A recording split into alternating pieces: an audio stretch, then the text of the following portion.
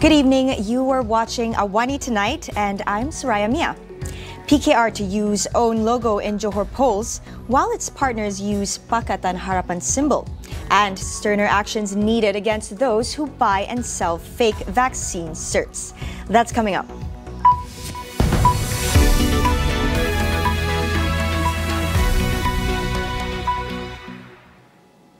PKR will use its own logo in the Johor state elections, while DAP and AMANA will contest on Pakatan Harapan's ticket. Opposition leader Datuk Sri Anwar Ibrahim said the matter was decided after the Presidential Council meeting today. Anwar revealed that Harapan also resolved seat negotiations among the three component parties. He said although PH will contest in all 56 seats, it was still open to cooperating with other opposition parties, including MUDA. Anwar also admitted that the coalition has yet to decide on its Menteri Besar candidate. The majority in UMNO wants the party to contest in the Johor polls just under the Barisan Nasional banner. However, Deputy President Datuk Sri Muhammad Hassan said its top leadership will still consider whether it should cooperate with its Muafakat Nasional ally, PAS. According to him, majority of leaders at the division and grassroots levels want BN to go solo in this election. A decision, he said, will be made before the election starts. On Tuesday, it was reported that seat negotiations between the two parties broke down as PAS was not satisfied with UMNO offering PAS only 4 seats to field candidates. PAS wants to claim seats that BN could not win during the 14 general elections. Meanwhile, Johor UMNO Deputy Chief Dato' Nur Jazlan Muhammad lambasted PAS for attempting to ride on UMNO's coattails ahead of the impending Johor state elections. He says the Islamist party knows it won't be able to win seats on its own. According to Malaysia Kini, Nur Jazlan questioned the need for UMNO to help PAS as he deemed them as a weak party. The description given by Nur Jazlan was based on PAS's performance in the Malacca state elections. Caretaker Menteri Besar Datuk Sri Hasni Mohamad led the state government with a razor-thin majority of 28 seats. BN holds 16 seats while Bersatu has 11 seats and PAS 1. Meanwhile, the opposition Pakatan Harapan coalition controls 27 seats in the Johor State Assembly. Following a landslip in Serdang on Tuesday, the Subang Jaya City Council is reinforcing the bank of a large drain near the landslip with steel piles. Petaling District Officer Datuk Johari Anwar said monitoring conducted by the council's engineering department found that there was still ground movement in the area. According to him, this is the second time such an incident has occurred in the area. He added that a discussion would be held with the council to identify the cause and come up with a long-term solution. 26 businesses premise owners around the area was told to temporarily cease operations to ensure safety. In the incident on Tuesday evening, 5 vehicles were damaged, but no casualties were reported.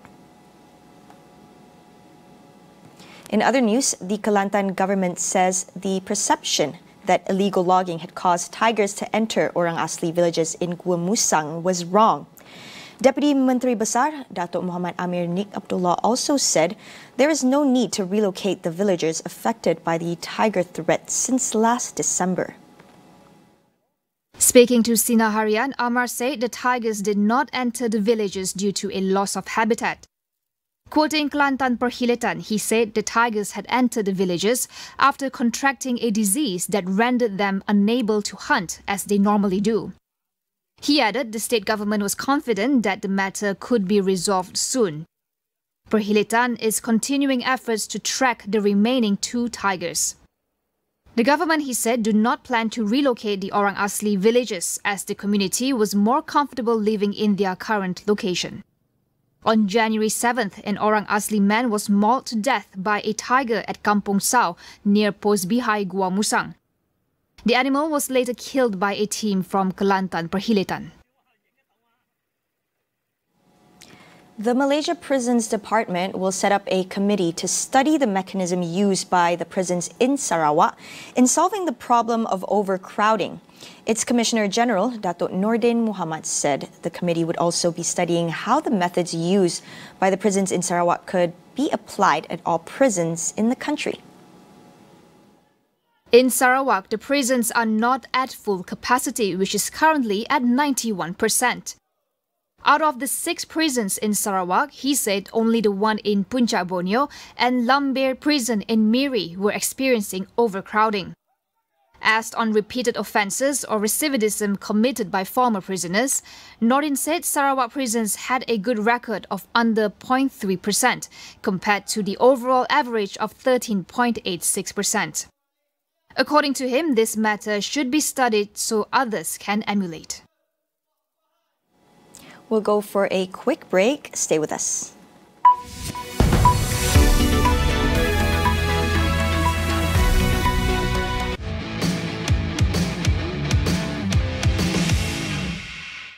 Things that made us grateful.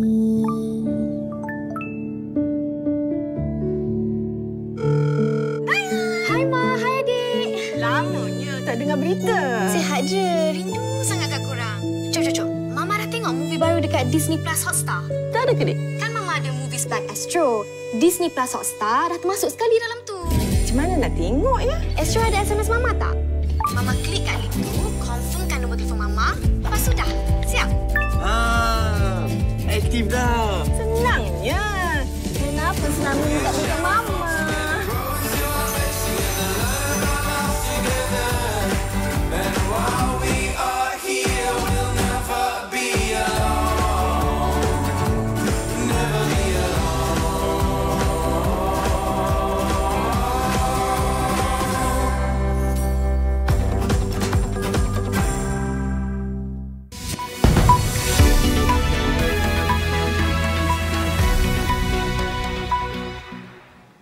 Welcome back.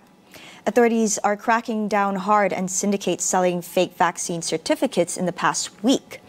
Public health specialist Dr. Muhammad Farhan Rusli calls for more serious measures to be taken against those found flouting the law. Rather than focusing on these people who actually have gotten themselves vaccinated and boosted, and perhaps that these people actually would have forgotten, or we say a slip of the mind when they fail to wear masks and all these things.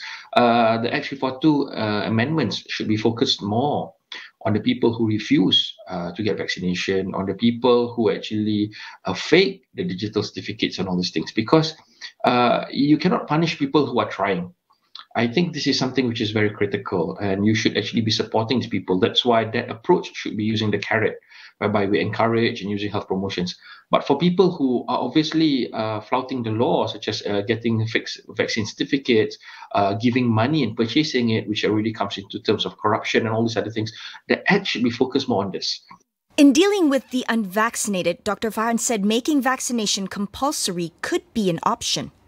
Now, if it's not mandated by law, it is not illegal for someone to refuse vaccination. You have to remember that, because that's something that must be said as clearly as possible.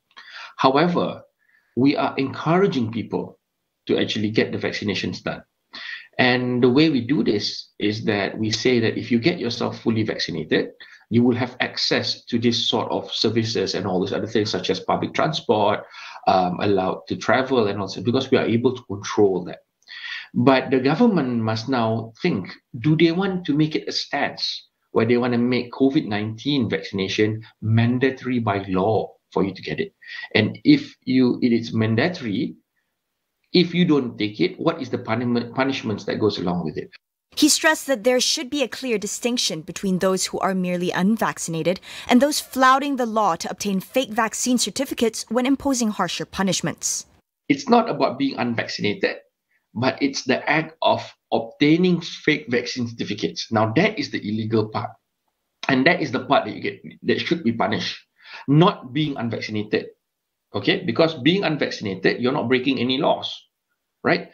But if you actually don't want to get yourself vaccinated, that means you already accept that you are unable to access certain services that needs you to get fully vaccinated. But if you take the next step and actually obtain vaccine certificates when you are not vaccinated, now that is absolutely wrong. That's where you clamp down and you be very, very hard and you be very aggressive. Now, this is where you can put people in prison. This is where you can put people into detention centers. You can actually fine them heavily because now they are actually endangering the public on a mass scale and they are deceiving the public when they are doing so. COVID-19 vaccination for children aged 5 to 11 will begin next week. Are the benefits of getting kids vaccinated clear, or do parents still need convincing? Tonight on Consider This, we speak to our guests about vaccinating the young.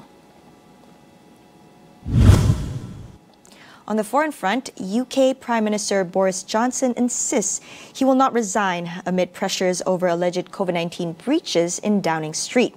During a parliament session, opposition leader Keir Starmer accuses Johnson of showing nothing but contempt for the public over a number of parties held at Downing Street and Cornwall during lockdown. A report into the allegations is set to be released soon and could be the last straw for Johnson's Conservative Party.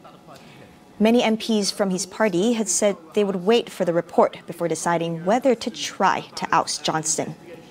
London Metropolitan Police has also opened its own investigation into alleged breaches of COVID-19 rules involving the Prime Minister. Johnson was reported to have attended summer garden parties and Christmas gatherings over the past months, while the rest of the country was in strict lockdown. Meanwhile, Germany today reported a new record of 164,000 COVID infections in one day. German lawmakers are today set to debate on whether to make vaccination mandatory among its population. Lawmakers will debate in Parliament on three options: obligatory vaccinations for all adults, or for everyone above 50, or no mandate at all. German politicians have long insisted that there will be no vaccine mandate. But the tide turned last year amid frustration that a large number of unvaccinated people was hampering the fight against COVID-19. Thousands of people took to the streets to protest against compulsory vaccination, saying that such a mandate violates the German constitution, which guarantees citizens control over their own bodies. Beijing is stepping up mass testing of millions of people in the city ahead of the Winter Olympics scheduled to start in 9 days. The Chinese capital reported 14 new COVID cases today, significantly lower than cases elsewhere in the world, but China is taking no chances. All 2 million residents in the Fengtai district, where most of the cases in Beijing have been found, are being tested for the third time since last weekend. Beijing also announced this week that anyone who buys fever, headache or 2 other types of medicine will be subject to a COVID-19 test within 72 hours. President Xi Jinping, in a meeting with International Olympic Committee President Thomas Bach, said the Games will be held on schedule as promised, and China will ensure a streamlined, safe and splendid Olympic Games.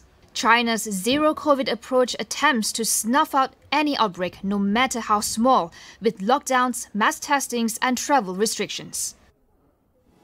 After 24 years away, a team of 4 Jamaican men's bobsled team is set to compete at the Winter Olympics.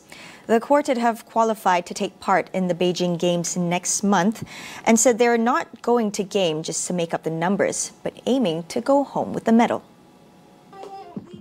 Their qualification has evoked memories of the nation's first bobsleigh team to compete in the Winter Olympics more than 30 years ago. That team defied the odds to take part in the 1988 Calgary Games. They became part of Winter Olympics history and went on to inspire the hit movie Cool Runnings. It's amazing. It just doesn't feel real. It's a great honour. It's a great honour to be a part of that and kind of try and inspire the next generation of Jamaican athletes to kind of take it on from what we do. The team has been training in the UK ahead of the Beijing Games, which are set to start on February 4th. Now that is all we have for you on AWANI tonight. For the latest news updates, go on to astroawani.com, or you can also download the Astro Awani app. My name is Raya Mia. We'll see you again soon.